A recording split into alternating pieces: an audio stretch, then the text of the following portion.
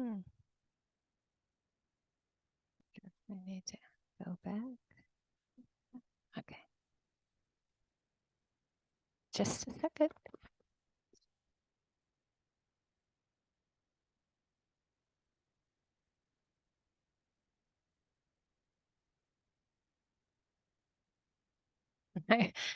After this week, I think we should all just be happy we're all together this week, right? Yay. Hmm. We made it.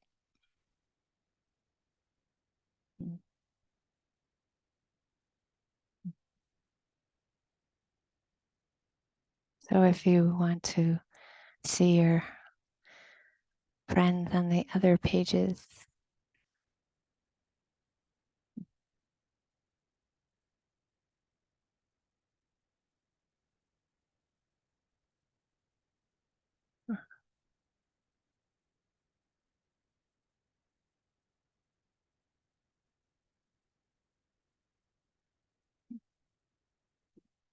welcome.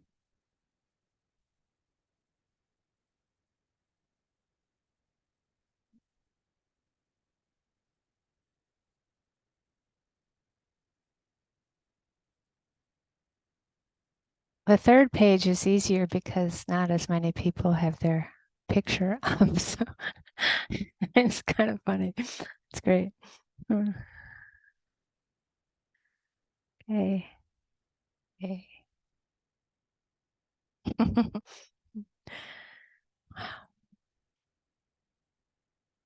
So we're shifting to equanimity, and I like to just clarify each time that we never know where we're going to be, at this point in time and space at the beginning of this guided meditation. So there is no heavy hand on that you're being commanded or forced to do something. So if it feels like just shifting to sixth sense door, moment to moment mindfulness, that's fine. Or if at any time you're wanting to shift or shift back to metta, karuna, or mudita, that's fine. That's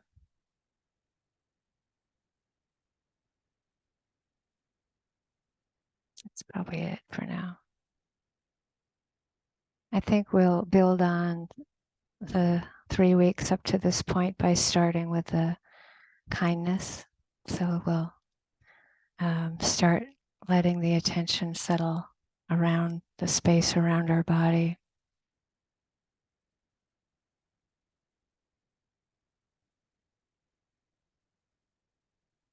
And with the Brahma Vihara, sometimes it's enough to just incline. It's a very light inclination. Incline the mind to receive kindness, offer kindness, or abide in kindness.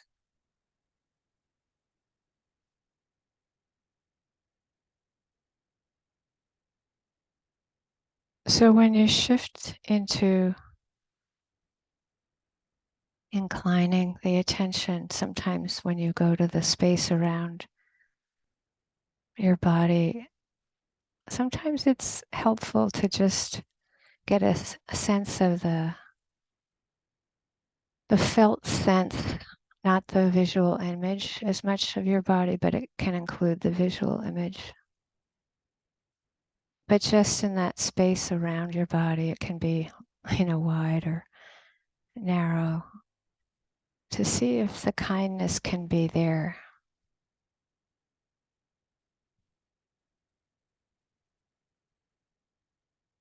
And sometimes it's a little more effortless to have that awareness field a little larger around your body for some people.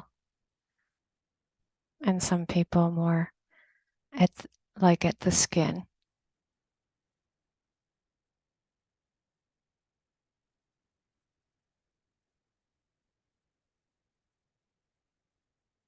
And see if it can be light.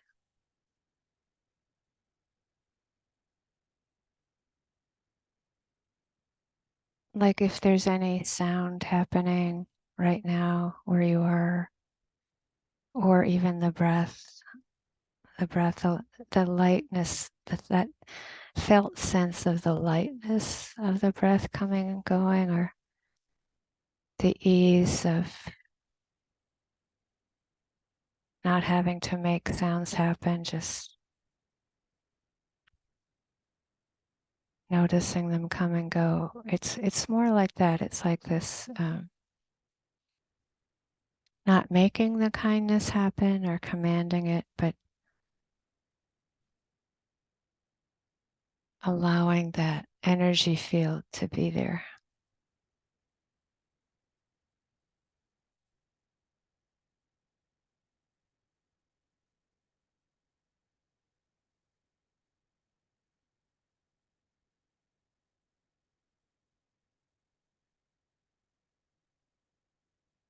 And we've been doing this practice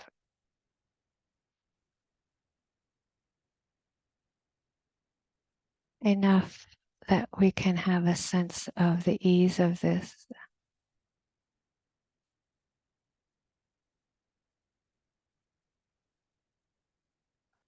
And for today, for now, and you're welcome to do any other style that's more helpful, but in this instruction, it's like if the breath becomes predominant, noticing if there can be kindness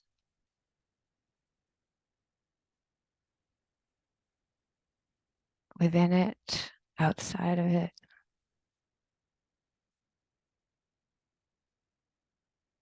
Just in that area of space and time.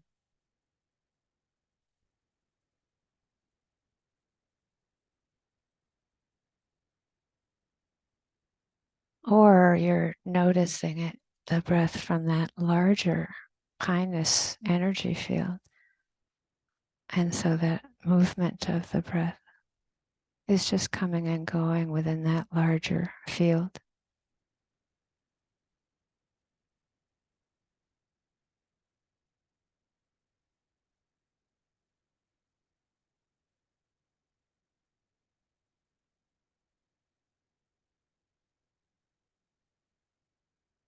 And if you get a sense of that, so thoughts can be met with this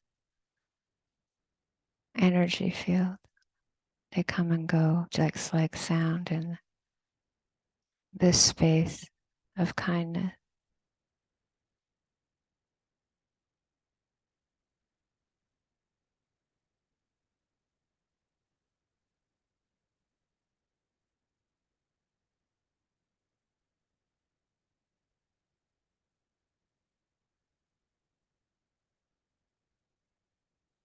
You might notice that the body sensations come and go again in this abiding.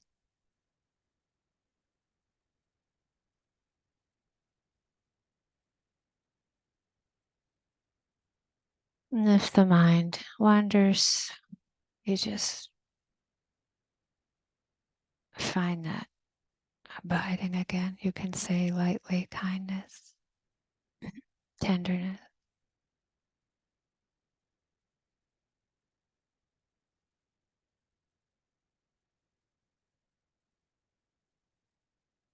emotions. It's all coming and going in this abiding.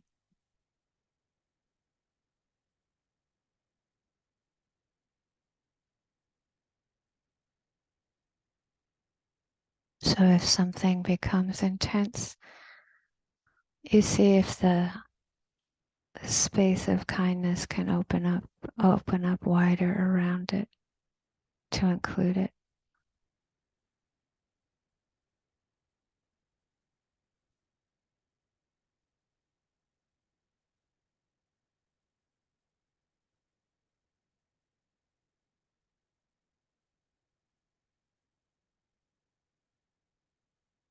And of course, you might prefer the karuna, the mudita,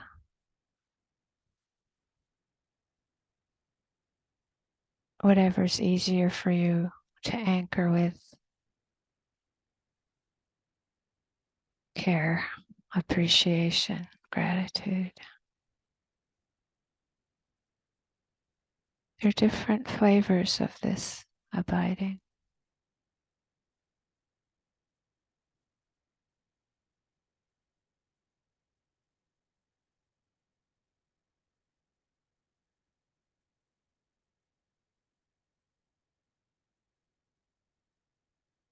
So please know to come back to whatever's easier for you. If the equanimity, if you hit a resistance that's too hard to open up around with equanimity.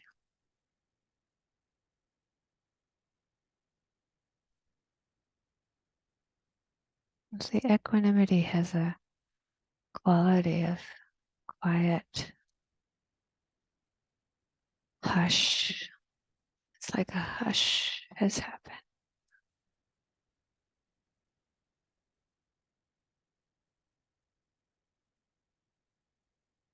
You can begin again with the space around your body if it's helpful, or just shifting into inclining toward peace,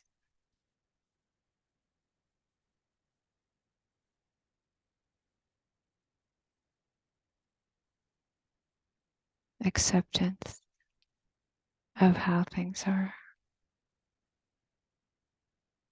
just as they are.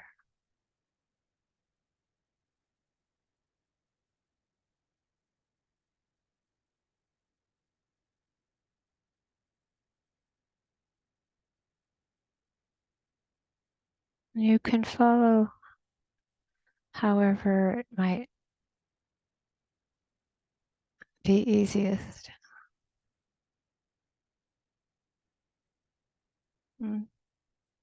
For now, you could notice again that the movement of the breath, which is very light, refined,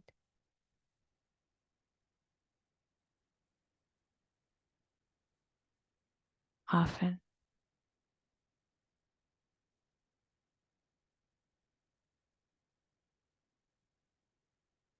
However it is appearing, just see if it can come and go in this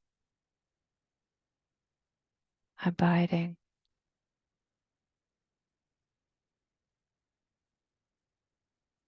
of just being connected with things just as they are.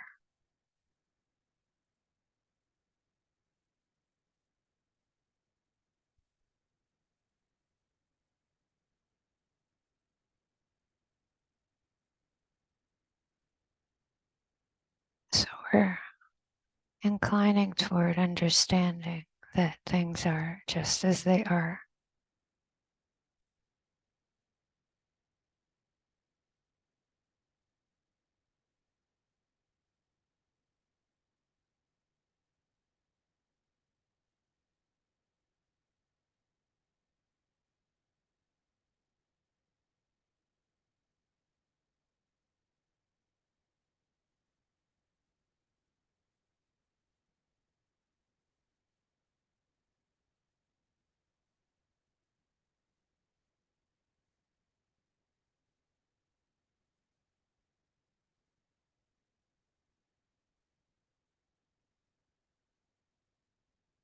And when the attention goes off,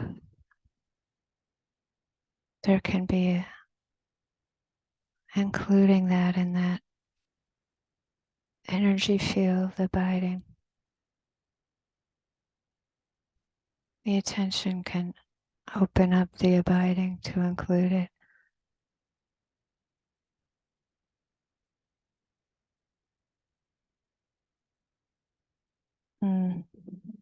One can then come back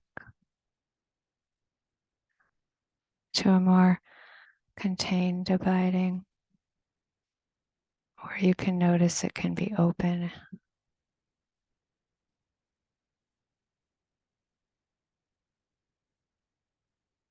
Vast, just around our body, including our body or our heart center.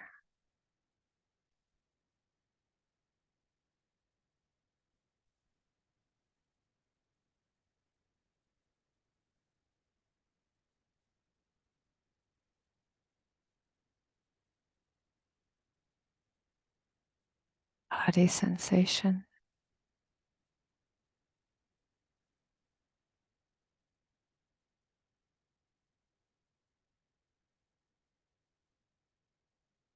Pleasant, unpleasant, neutral.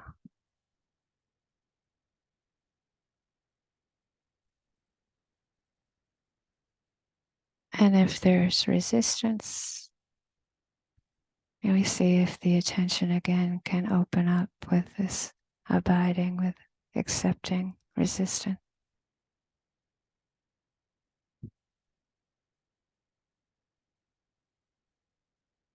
Peace with whatever appears.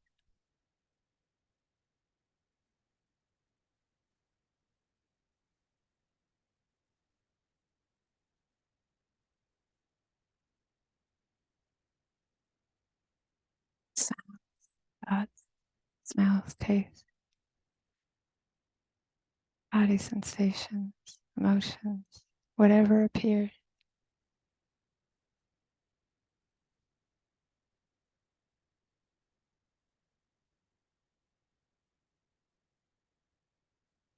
In this upekkha abiding,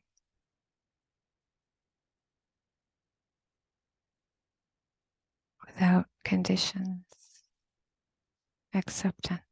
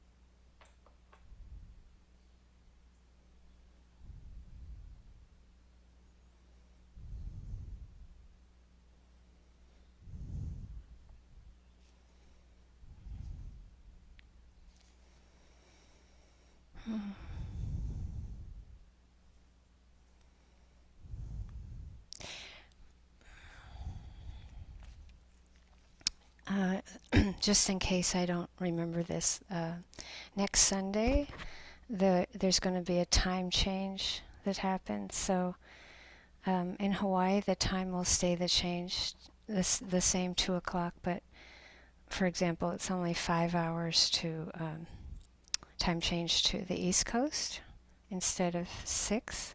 So just to know that everyone on the mainland, I think, does a time change. Maybe not Arizona and Alaska and Hawaii, but everybody else does. So just to remind you that your time, most of your time will change an hour.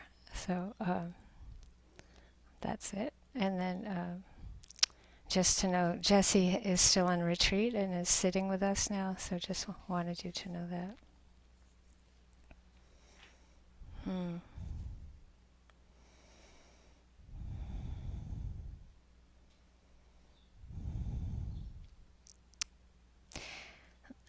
The Pali word lokadhamma is an important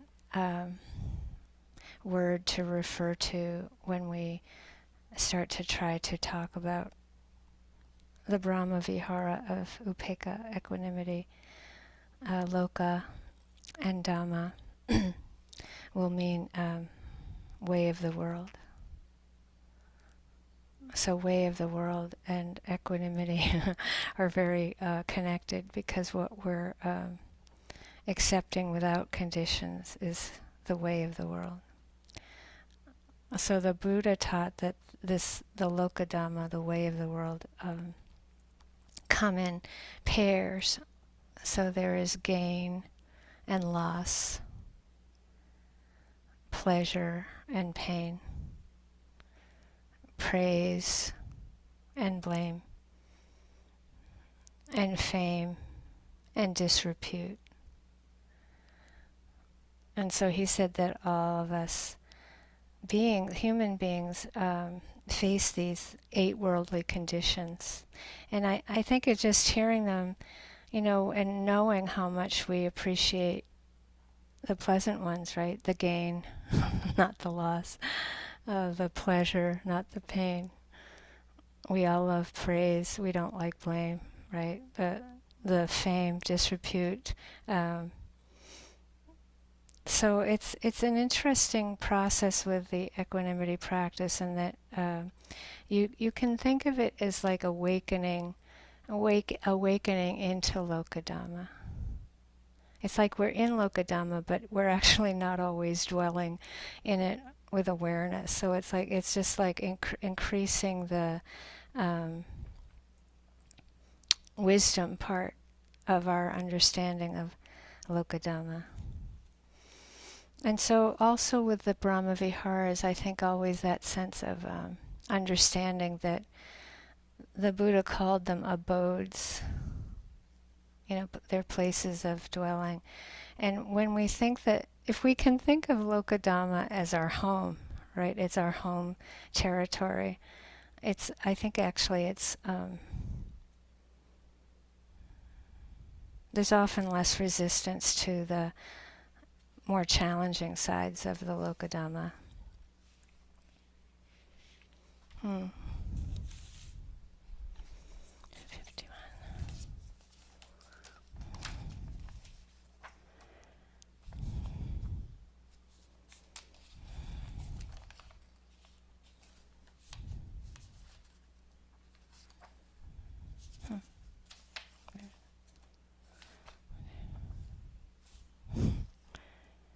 Right.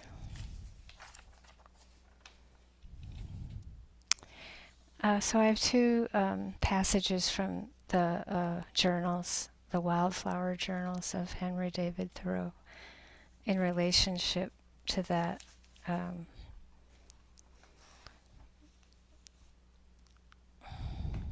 On November 1st, 1858, he said, "A person dwells in their native valley like a corolla in its calyx, like an acorn in its cup. Here, of course, is all that you love, all that you expect, all that you are.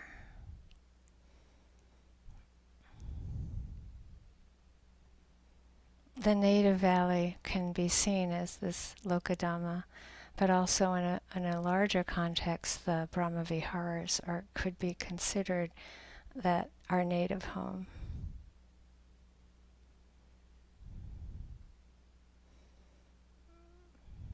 Here, of course, is all that we love, all that we are.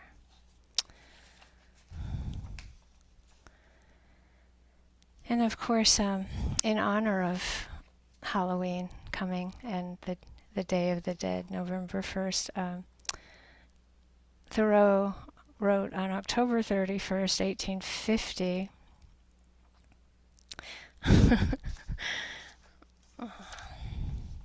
I thought today that it would be pleasing to study the dead and withered plants, the ghosts of plants which now remain in the fields, for they fill almost as large a space to the eye as the green have done.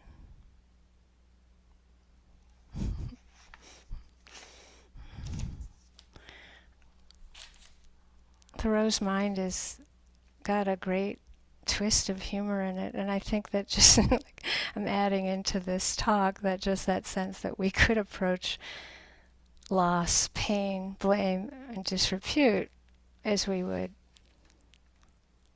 Halloween and the Day of the Dead. Just a possibility of having some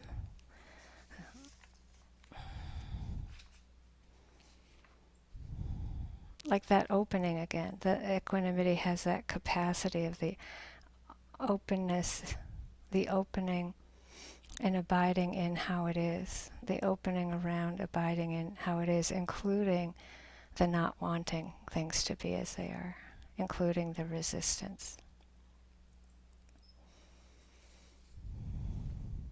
And there's always that reminder that the Buddha taught these in a package, and so it's just like extraordinarily important to keep in mind that this is the context of that.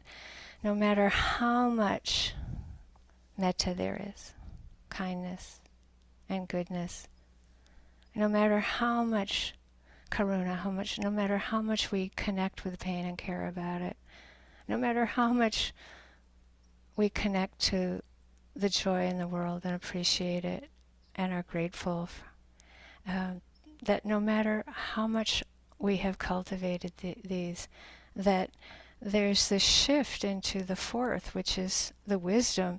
It's connecting with that wisdom of no matter what, just remember things are as they are. There's these four worldly conditions. And that it's like considered like the culmination of the four sublime homes, the equanimity. And it's considered to guard the first three. This is so important, all these aspects of equanimity. It's like the heart is not disconnected. It's connected to the vast range of joy and sorrow. So it's not the negation, it's not a disconnect from metta or karuna or mudita, and it's not better. It's just the fourth. It's another Brahmavihara, and it not only includes the first three, but it pervades the first three. It's what makes them possible to be unconditional loving kindness, unconditional karuna, compassion, unconditional appreciative joy. And the first three pervade the equanimity.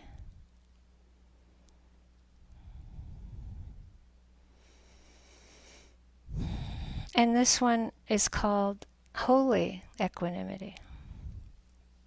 And the culmination again in terms of one's practice long term is that for the Arahant, the fully enlightened being, it's said a fully enlightened being abides in six-limbed equanimity. So the six limbs are the six sense doors. So that sense of like moment to moment sixth sense door awareness, that flow of it, that what's being said is that with each moment there's peace.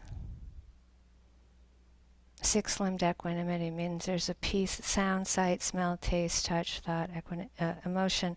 It's like there's peace. And so they say that an arahant's equanimity is unshakable. That's possible for us. It's also called immutable, which is so beautiful. It's immutable because the arahant clings to nothing. So I think that it's good to kind of have that context of how the Buddha taught this. He said, for one who clings, motion exists. But for one who clings not, there is no motion. Where no motion is, there is stillness. Where stillness is, there is no craving. Where craving is, there's neither coming nor going. Where no coming nor going is, there is neither arising and passing away. Where there is neither arising nor passing away, there is neither this world nor beyond, nor a state in between. This is the end of suffering.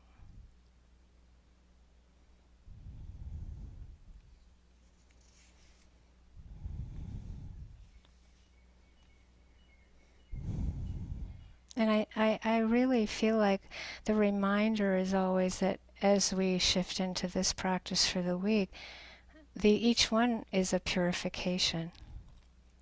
So if we see more in ourselves of what isn't equanimity, that's a good sign.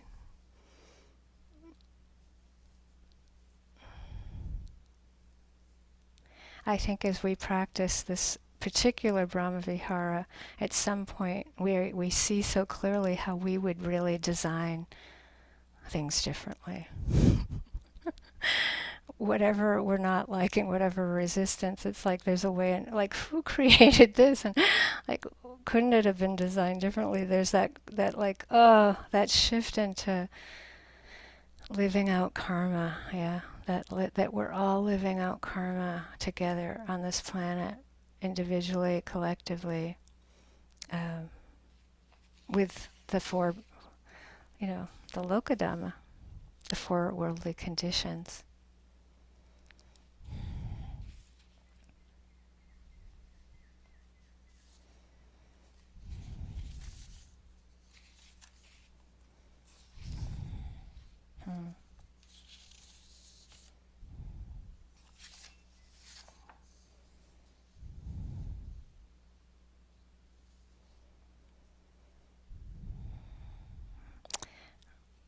I hope you've all gotten a chance to see the moon at some point, at least the few nights before it's full, and tonight will be the day after. But I think the October moon in the northern hemisphere at least tends to be somehow very high voltage. It's a harvest moon. It's so powerful energy.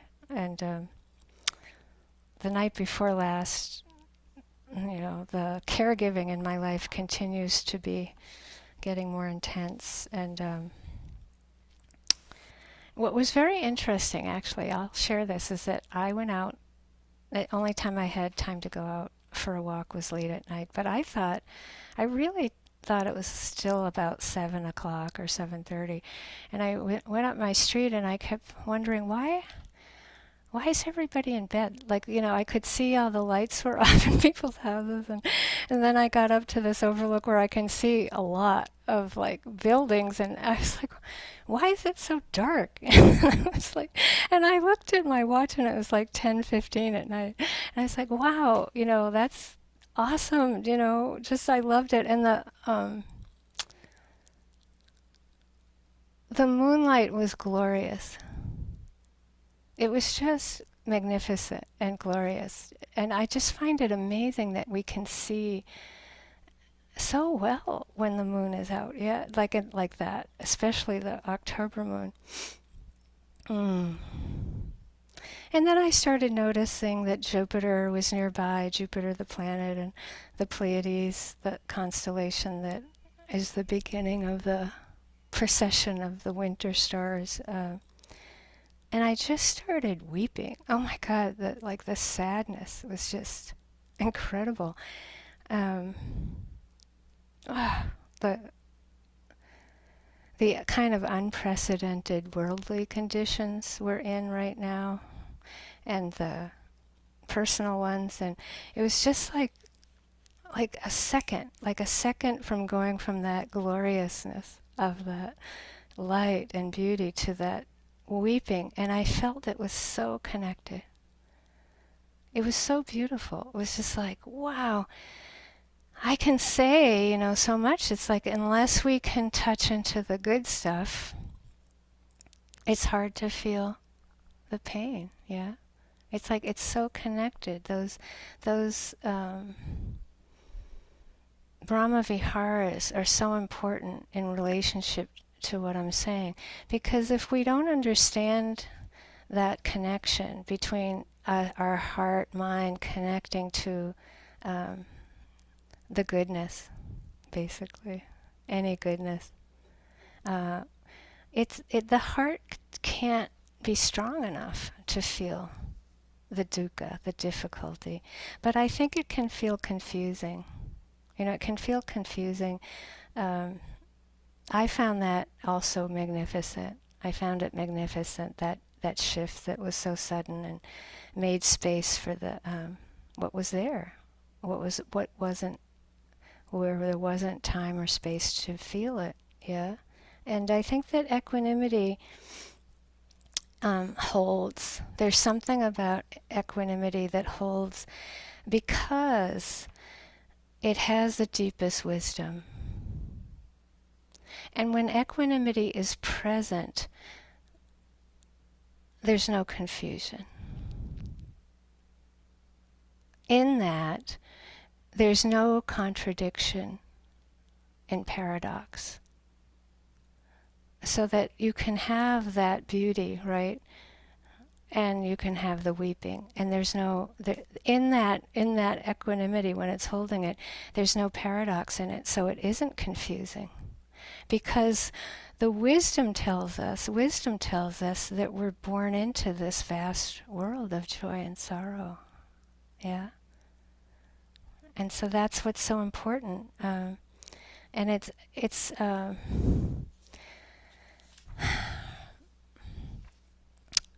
there was a movie quite a few years ago about the conflict in Ireland and the Troubles, they called it. And there was a line that I always treasured that this guy was saying to somebody who was shocked by how much conflict there was. And he said to him, "If you're not confused, you don't know what's going on." I just, right now, if you're not confused sometimes about what's going on in the world, you're not connected to it.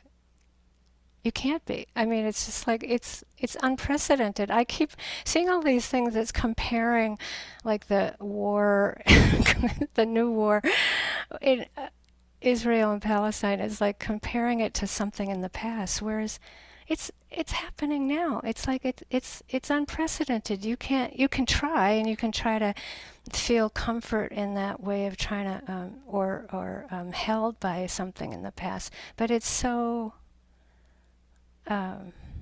We do that often when we're disoriented, yeah. We're disoriented by the amount of pain and the amount of suffering. And so it's really important to know that the equanimity holds so deeply that it holds the being disoriented. It holds the shock. It holds the confusion.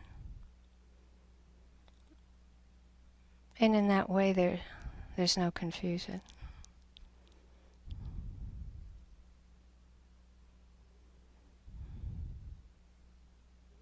and to remember that with equanimity, because most of you know it's kind of my spiritual pet peeve that when equanimity is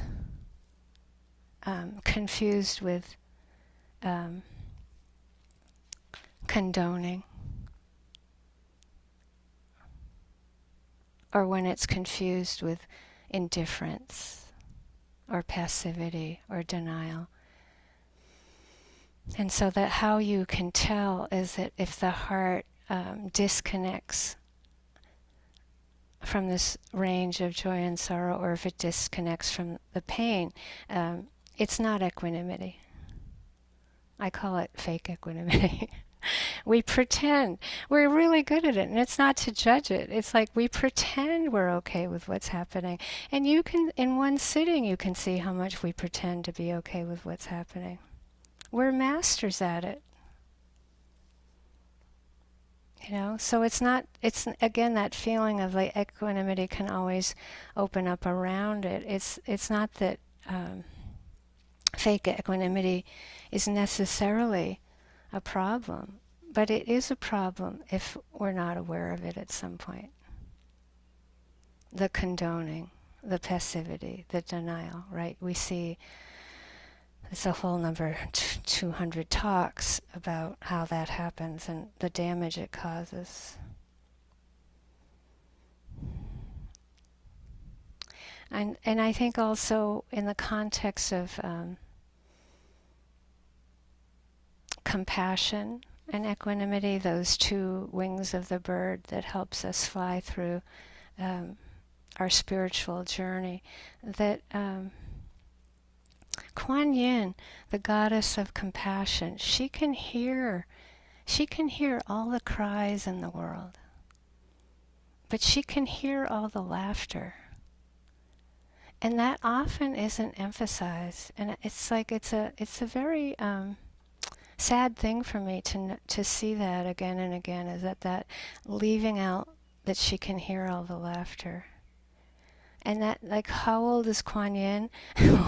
She's you and me. She's all of us, yeah? And so, like, do you hear all the laughter? I'm asking you. Do you hear all the laughter? Do you hear all the crying, right? Like, it's like, where are you landing in all of this? But it's like the Brahma Viharas, the Buddha taught it as a balancing through the Lokadhamma, the gain, loss, pleasure, pain, right? Like that sense of like grasping that we can navigate to the end of suffering.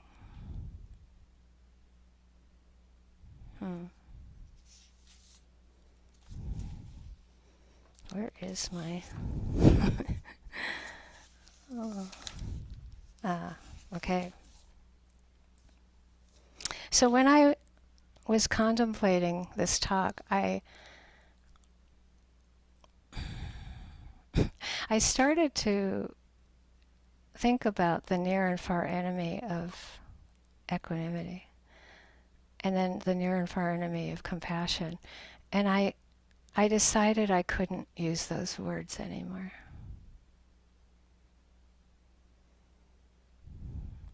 So I might refer still for a while that we used to use those words, or they are a translation. But the word enemy at this point for me is just like, it doesn't feel wise. So why would I use it anymore? So for example, pain. Just take one horrible thing happening in the world and your heart connects to it, and you hear the near enemy of pain is grief. You hear the near enemy of compassion is grief. I don't think that's helpful for most people,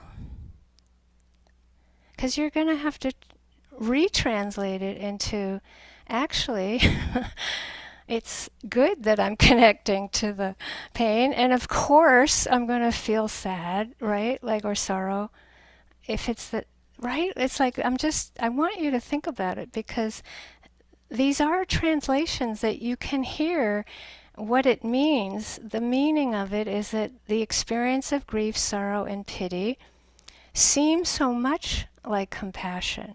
So they masquerade as compassion. Do you see? So they're called an enemy. But how can it be an enemy, really? It just means that it isn't compassion, simply. And it means that we're meant to discern. All of this is discern. Discern, yes. Anybody who knows what compassion is will know when they're grieving that it's not compassion, because it's painful. Compassion is pleasant. It feels good. It can feel good to finally cry.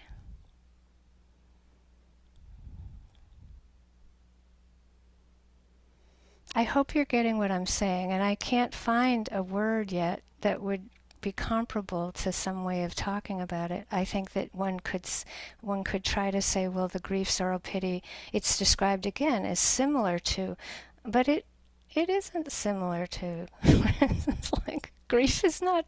It's like trying to say the recent war is the same as like the bombing of Pearl Harbor. It isn't. It's just like, come on. It's just like, it's just this need to try to create enemies where there's no enemies. It's a defense.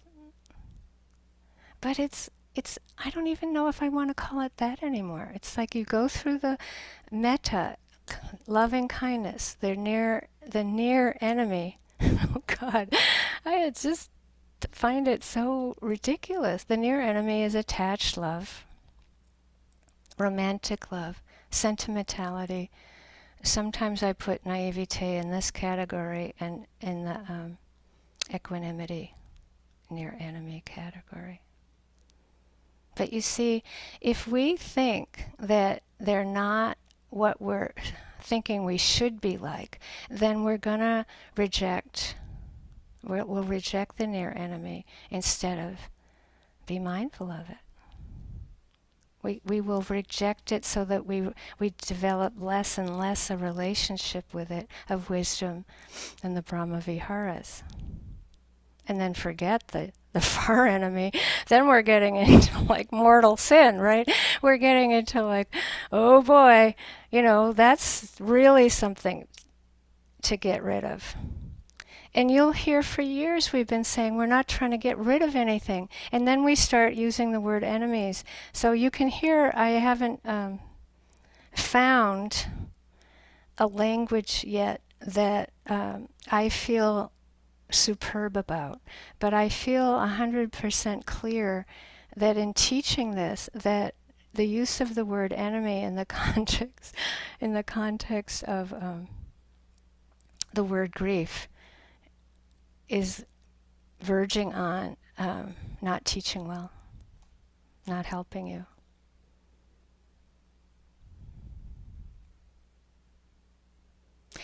So for example, with equanimity, indifference, numbness, passivity, denial.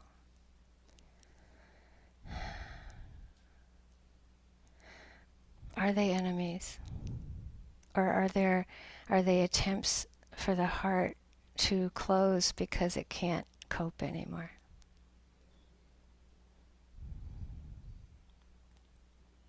So would you call that closing an enemy, or would you close it your system trying to protect you? It's trying to say, I actually can't feel this right now. I can't connect with this right now.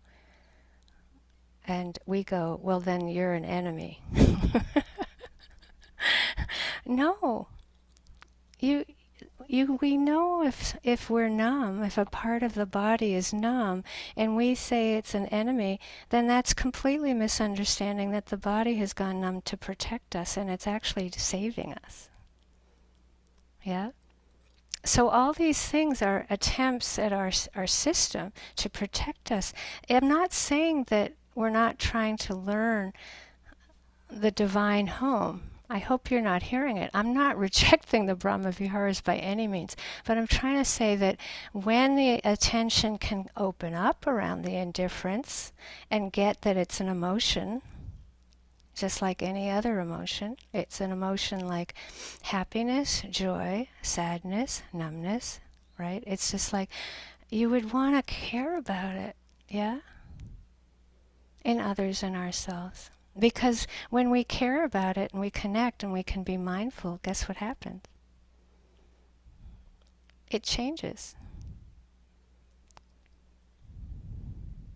We don't need it to protect us anymore.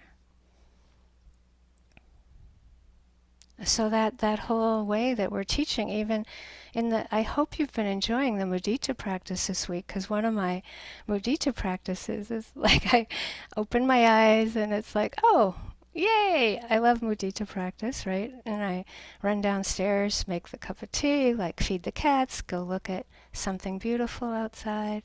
Yeah, it's like, where does our strength come from? Where does our courage come from?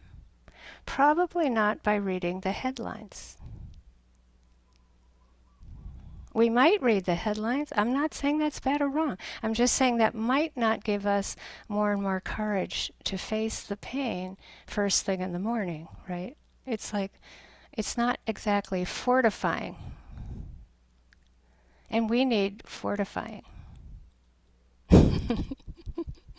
So it's it's like, well, how do we relate to somebody we really love when they're numb? Do we want to get rid of it? Or do we understand it comes out of fear of pain, right? So that I'm just offering this way of maybe, of course, we've been teaching like this for years, so it's not anything new. It's more that I think I'm putting my foot down around the words enemies in this teaching. And again, I don't have a new word, so I hope you appreciate that. And also, of course, the opposite, of course, the far enemy of equanimity is reacting to the appearance of pain with fear or aversion, anger, terror, rage, right? It's the reaction, and it's the clinging to the pleasant when it passes. Attachment. So you're going along in practice on a sitting, and you've had a good sitting, and you feel it disappearing, and you notice the heart, mind clinging to that, what we call good sitting. If you relate to that as an enemy, then the possibility of actually being mindful of it and learning how to work with attachment are probably going to go down to zero. But if you go, oh, of course I want that back. Anybody in their right mind would want it back. Of course we want it back. So you don't disagree with the wanting it back. Of course, I prefer a lot less pain in the world. I mean, come on. It's like it's not logical, this stuff. It's like, of course we don't want this war to be happening. So of course we want it to stop. So it's like that opening up again. That's equanimity. You're opening up around the fact of that we want it to be different and that that's okay. Of course we do. And then we see that it's just attachment, that actually it's wishful thinking, that we can't control it, right? So there's the insight. Anicca, dukkha, anatta. I think calling them enemies actually kind of prevents the possibility of insight.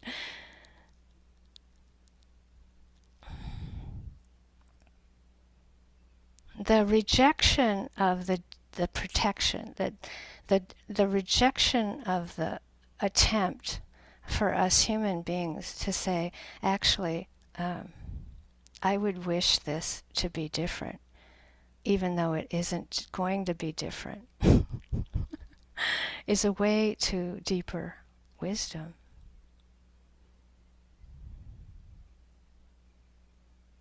And this connects to a very hard, I'm not even going into the hard stuff yet. The real hard stuff is when we're making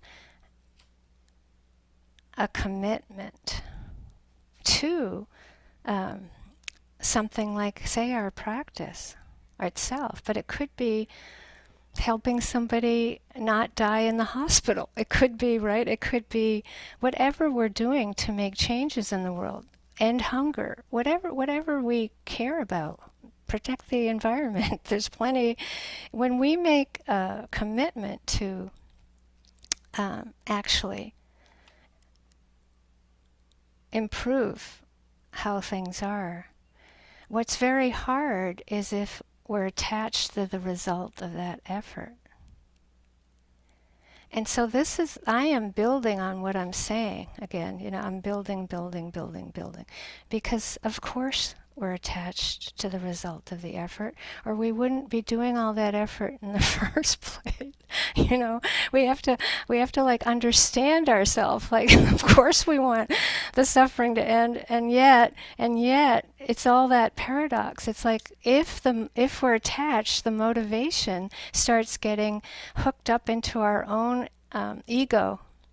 We're thinking that it's me that is going to change the world. We get omnipotent about whatever we're doing. We think we're much more powerful than we actually are. And we burn out. We get indifferent and we don't care because it hurts too much to care because we're not getting our own way. So does that mean we should stop? Or are we not seeing that the motivation shifted and that it became a kind of control? So that's why we say the equanimity is a guard. It protects, because if we're motivated out of kindness to change something that's very noble and important to change, and we lose touch with the equanimity, that we make the full commitment without attachment to result. And I would say we can't do that perfectly, particularly in emergencies. But we can see ourselves getting burnt out and going, oh, what is going on? How did I get here? I mean this in terms of global climate change. It's like we need these teachings more than any time on the planet. We need these teachings so much because we have to find out, like U Pandita told me, it's like this is about making us strong.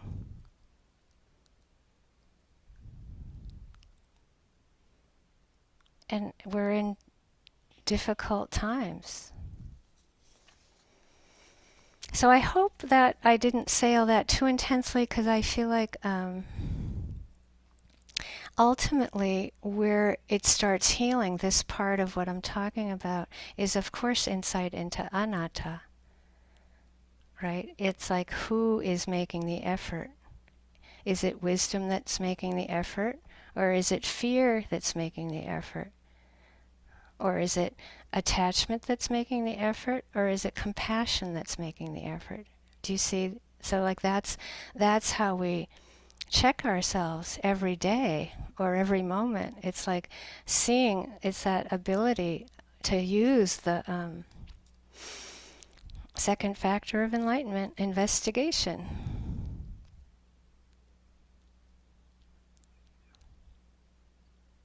And courage, the third factor of enlightenment. It's like to really see where are we going off, and that's not bad and wrong. We're not taking enough space or time to reboot the motivation.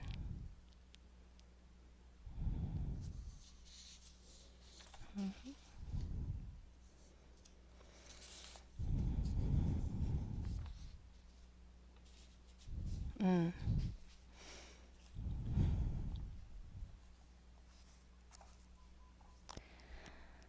I tend to like Emily Dickinson's envelope poems because for me, for some reason, they're more accessible.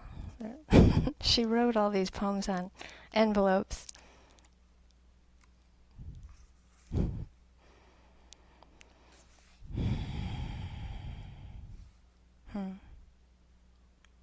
They say these envelope poems were written with the full powers of her late, most radical period.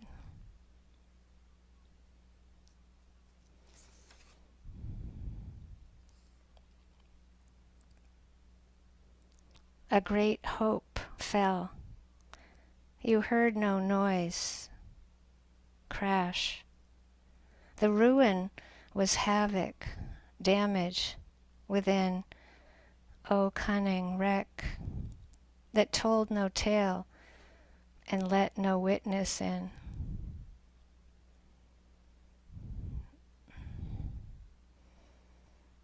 That's trauma. She wrote so beautifully about it. And that final closing, right? Not letting any witness in, including our own ability to witness, yeah.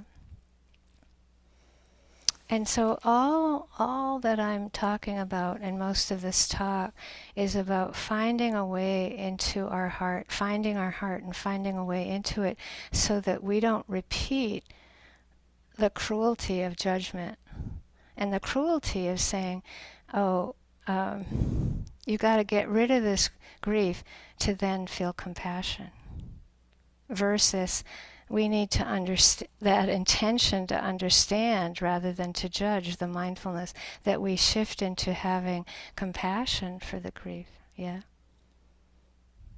and metta for the grief, and appreciation for the grief, and then equanimity with the grief.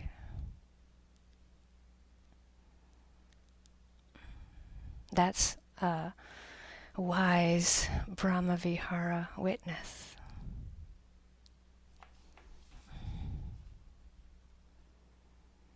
And then this is another one I picked for today.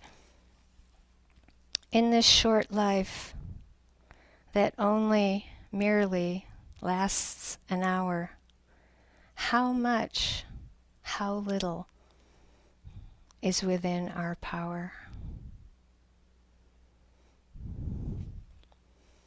I picked short ones, but that is like, again, it's like, in this short life that only merely lasts an hour, how much or how little is within our power?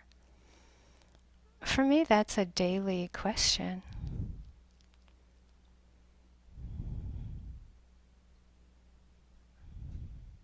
Just like, and in a, with no answer necessarily. But we do our best, right? It all comes down to finally doing our best.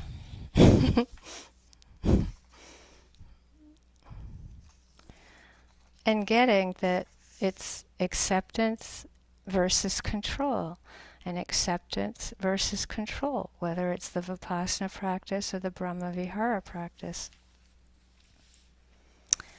And in terms of like how this month we're doing these practices, I had to limit so much of the teaching because it's only one Sunday, so I just kind of moved into the abiding. I've left out 99%, right? So I just wanted to mention that some people, in fact most of us, need the phrases sometimes. And the traditional phrases include a pointing out to karma and understanding karma, which is inevitably part of like a deeper understanding of equanimity, but not necessarily necessary to focus on all the time, or there can be phases of practice. So the phrases one is given traditionally are, we are the owners of our actions. So that's the simple traditional one. It's called Kammasaka. You'll hear it in the metta chant. Kammasaka, we are the owners of our actions. Or it's just simplified to ownership of action. And then the longer phrases, we are the owners of our actions, our happiness and our sorrow depend upon our actions, not upon our wishes for ourselves. Now, in a way, I wish I could skip this on a Sunday sitting, because this one is very triggering for a lot of people. But for some people, it's really helpful. Because in a way, what it's being said is everybody is actually responsible for dealing with being born here on the planet. That like, somehow we got ourselves here. And they're, especially for the codependent types, the over-rescuing type, giving people responsibility for their karma, and there is really like a healthy boundary, right? Rather than feeling, which I'm that type, I feel responsible for everybody's pain and I have to rescue everybody, right? That's not a healthy boundary. In fact, that's not wise. Right? So, and then all the Brahmaviharas are helpful for like the different types, right? So that they all balance us. And these phrases, I think, are really important to respect. What might be helpful for one person might not be helpful at all for another person. And I'm going through this very quickly, so please bear with me.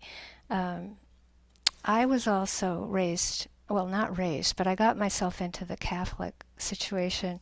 And if you have any kind of Judeo-Christian background, which a lot of us do, when I first was trying this phrase on a retreat, I would be doing the walking meditation in the Brahmavihara, and I'd start in my point A, and then I'd put the image of the person I was doing for my equanimity practice at the end of my little walking place. So I'd walk toward the person, and then turn and walk toward the person. I was using that visual image. But it's part of how you can do these practices as a concentration practice. So I'd be walking toward this person, and I'd be saying, this is so funny, I had to drop it, but I would have myself in hysterics because it was so crazy. I'd say, you are the owner of your actions. It would start neutral. You are the owner of your actions.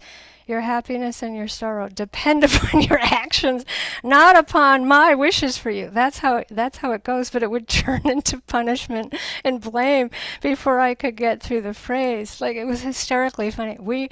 You are the owner of, and then it would get, like, if I was angry at the person, it would get, you are the owner of your actions, your happiness and your sorrow obviously depend upon your actions, not upon my wishes for you, right? Like, it would get even more heightened, and I had to use humor because I had no other phrases. And Steve had done these practices years before me, so he was on that retreat. And with each Brahmavihara, I would ask him what phrase he ended up with. It was great. I didn't have to spend weeks figuring out my own phrase. So he said, he said kamasaka, but he also said, things are just as they are.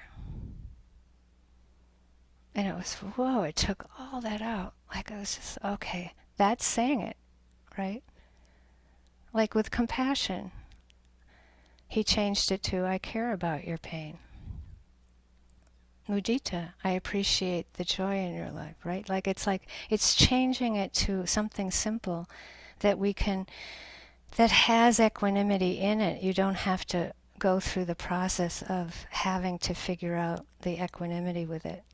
So he also came up with our joy and sorrow appear and disappear according to natural law. So I'm saying all this because honestly, whatever type you are, there's going to be another type here that needs the other phrase. Or another phrase. Or you could be more like a type that enjoys all the phrases and uses them as skillful means. Or you could be the type that can't use phrases. I hope you are taking this in because that's how hard it is to teach these Brahmaviharas.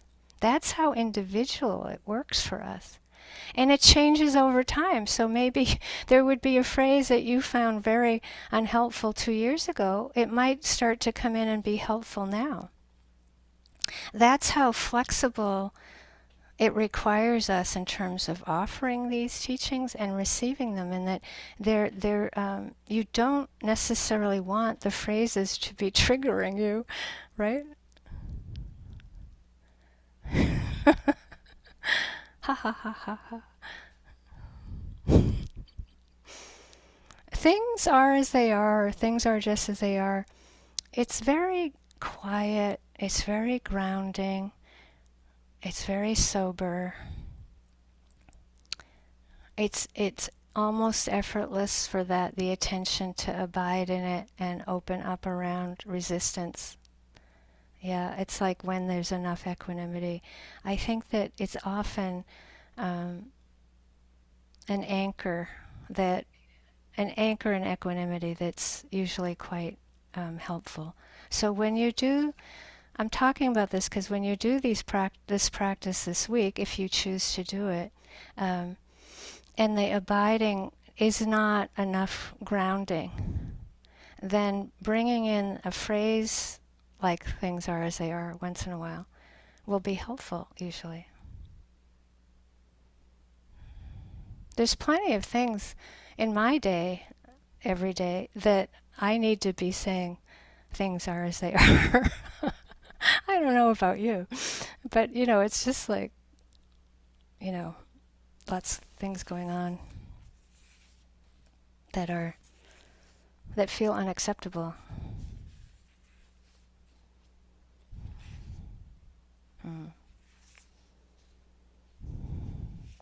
One of the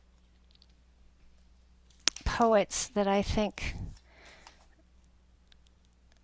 the haiku poets that tend to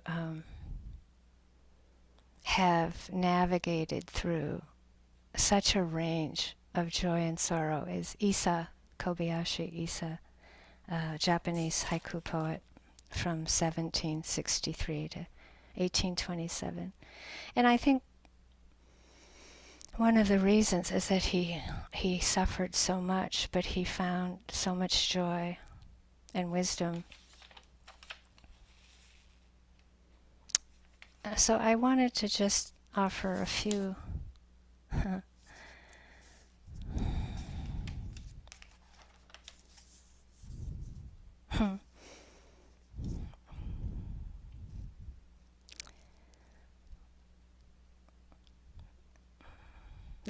they're not all equanimity poems, by the way. This is more like a mudita equanimity.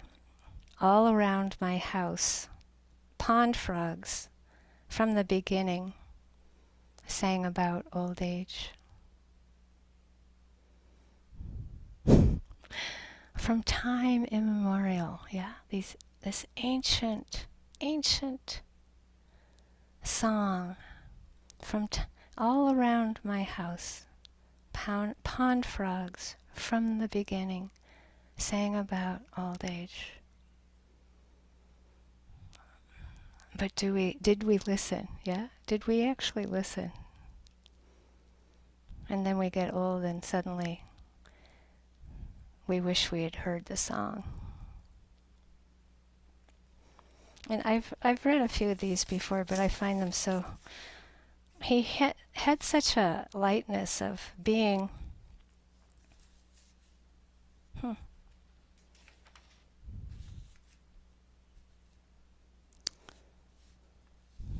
Thus spring begins, old stupidities repeated, new errors invented.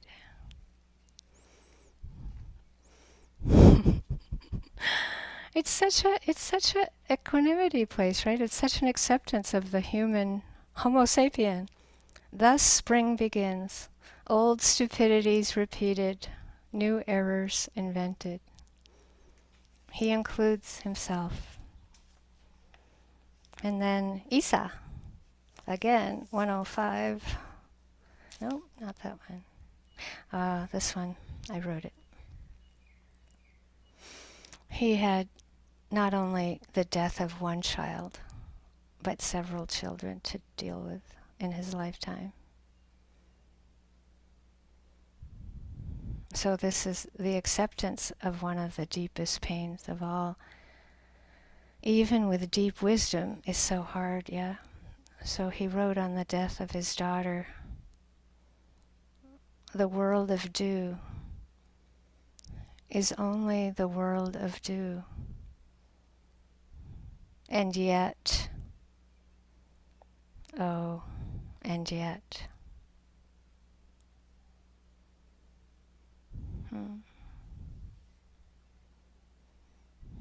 It's the ultimate paradox, yeah. We understand. It's just a world of dew. And yet, it's so precious.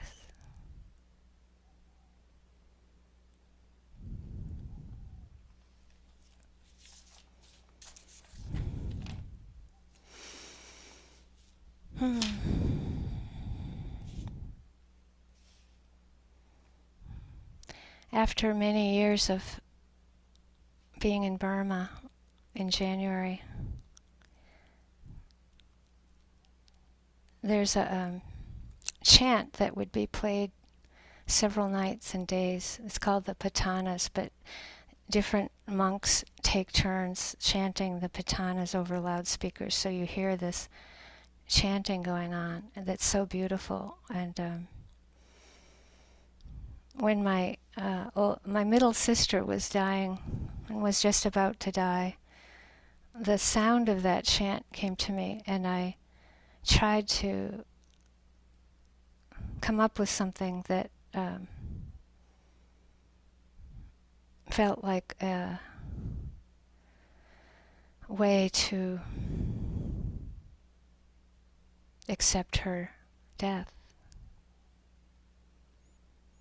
and all of our mortalities.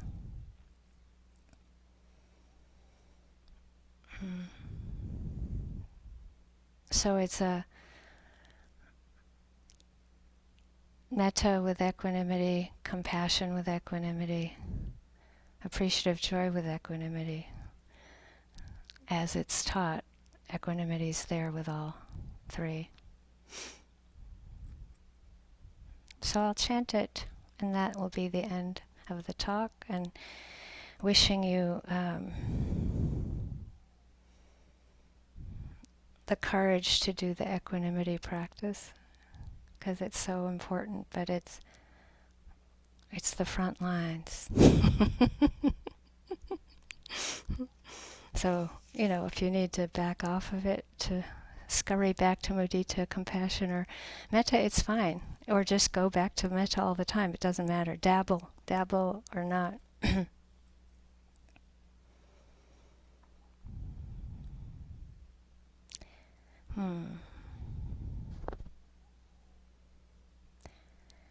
May we be happy and peaceful, and may we know things are just as they are. May we be happy and peaceful, and may we know things are just as they are. May we take care of the suffering in our lives, and may we know things are just as they are. May we take care of the suffering in our lives, and may we know things are just as they are. May we appreciate the joy in our lives, and may we know things are just as they are.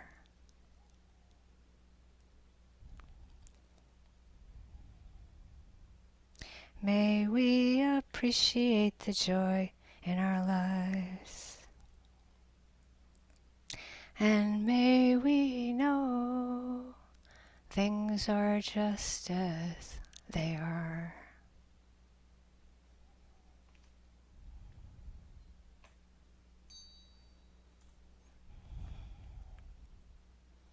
So for this week, may we know things are just as they are.